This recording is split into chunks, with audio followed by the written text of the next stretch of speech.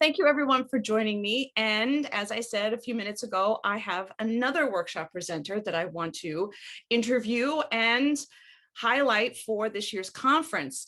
Why don't you introduce yourself to the whole community and let us know what you do and how you're connected to the foster care and adoption field. I'm Jeannette Yoffe. I am a licensed mental health therapist, marriage and family therapist here in Los Angeles.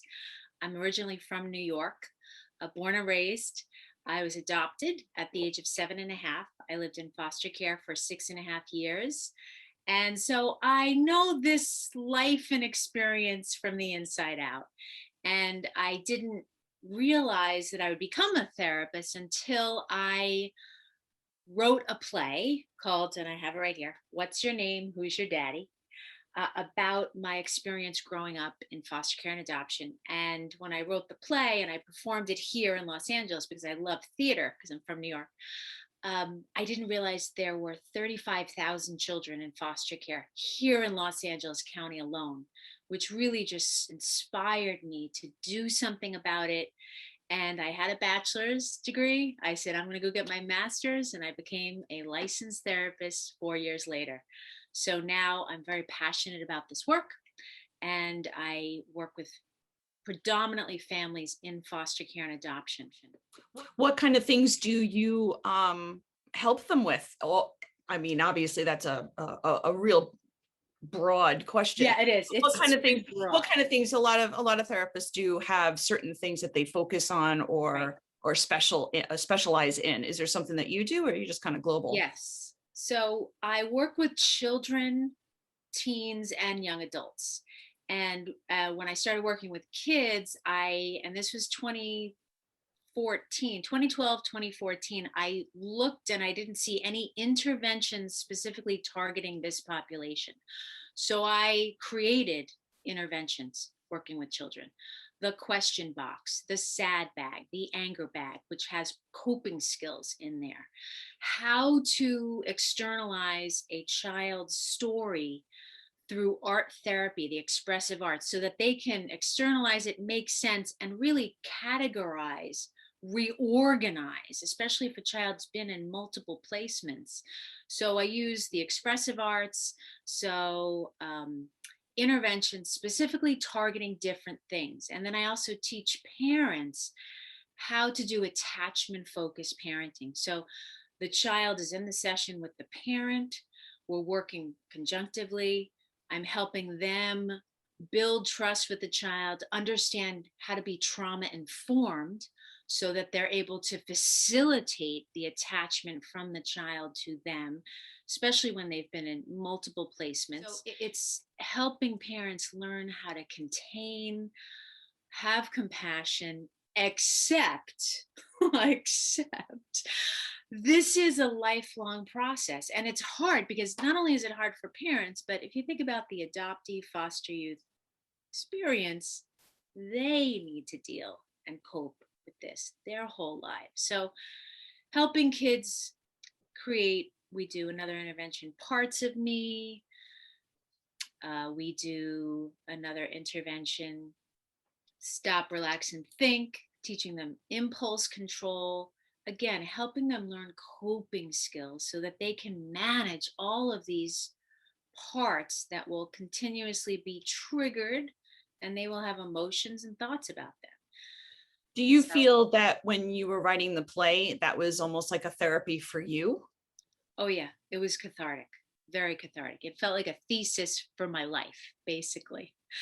And then I performed for many organizations here, and I met so many social workers, and they said, you're an expert already. And I said, huh? What do you mean? They go, well, you're a paraprofessional. You come from the experience. And I said, oh, wow, I didn't think of it like that. And then once I really started diving in and understanding, the mental health stigmas, the mental health challenges that not only children go through, but families go through, my heart just went to working specifically with children and their families because they need so much empathy, Do you so much. find do you find that working with the parents, they seem to start to come out and realize that their traumas in their past have affected everything? Do you ever have to deal with something like that and trying to get Oh, an adult to understand that, by the way, you've got it too. Everyone's got some kind of someone I interviewed the other day said big T, little T. I'm like, everyone's got a little something. uh-huh. Yeah. Yes. The But little how is that hard to deal with? Because I know some parents can be very stubborn. right. And no one wants to feel like there's something wrong about them. And when I find when I do the attachment work, the parents, their unresolved issues, I don't like the word issues either, vulnerabilities are triggered. And I let them know this is an opportunity for you to work through your own unmet needs in your own life. And the part of the work is you helping you meet your own unmet needs and do a lot of self care and take care of you so that you can be present and stay connected and be there and join in your child's experience because that's what your child needs. And it's actually in your best interest. So, yeah, it's hard. It's hard. When they learn trauma informed practice, that behaviors is not what's wrong with you, it's about what's happened to you. We can all have compassion for ourselves and go, oh, okay, I'm having a normal reaction to an abnormal situation that I've either survived and I'm still coping with and dealing with because I didn't have somebody helping me like I'm providing for my child right now. Therapy is there's a lot of negative stigma about mental health. And I think this pandemic has really brought out the importance that mental health has just as much as importance as your physical health. What are you going to focus on at the conference? Why did you feel that this was, because I'm sure you had a lot of topics that you can bring up, but why are you going to focus on this one of telling a child their foster care or adoption stories? What is so important about that? Well, parents get confused, and I hear all the time. I even still have parents come to me and say, we have an 8-year old and we haven't told him he was adopted. So there's a lot of fear, there's a lot of misinformation. Parents give too much information. They don't know how to scale it developmentally. They don't know how much to give, how little to give, what to give, uh, when to give the information, at what age, how to do it. And so they do need to be informed. And I've seen, I have not seen a training. There are some books, but I have not seen a training. We learn in multiple ways. We learn by lecture, experiential learning. We learn by writing. We learn by reading. Not everybody has the time to read. So this is a perfect time to teach this course. And I'm going to give you tips and tools. And we're going to go through developmental ages in our time together briefly to focus on what is important for a 5-year-old to know versus a 13-year-old to know. There are differences, and it's not we're sugarcoating or we're lying. It's how do you explain it in child appropriate ways using the right terminology. And what happens is even phrases like at that time, your mother could not parent anyone born on your birthday because of these circumstances she was experiencing at that time.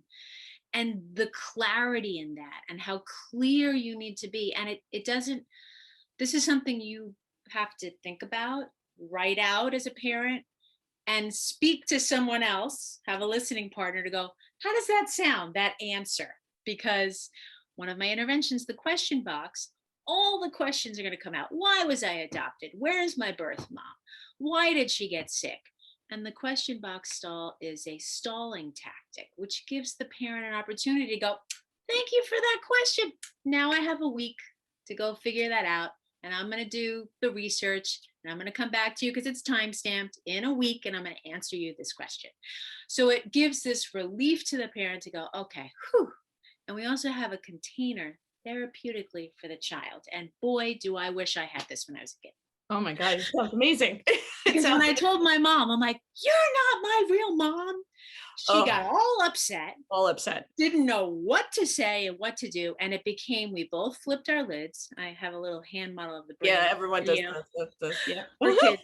And we both flipped our lids. And it actually made me, what I learned from that experience was, oh, we don't talk about this.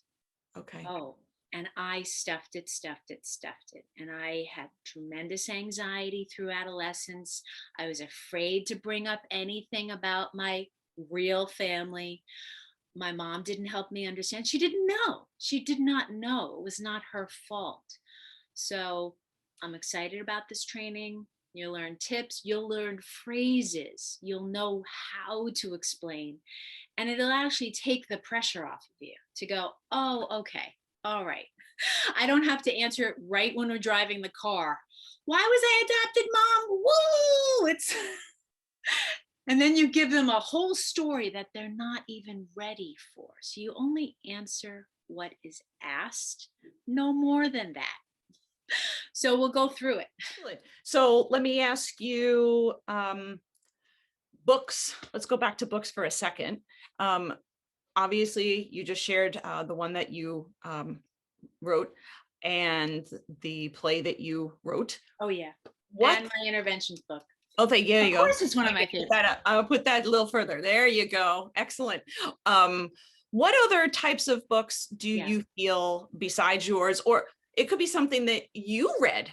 Was there anything that Yes. you read? I even open it up to mentors because sometimes people, like you said, I don't have enough time to read. I just don't.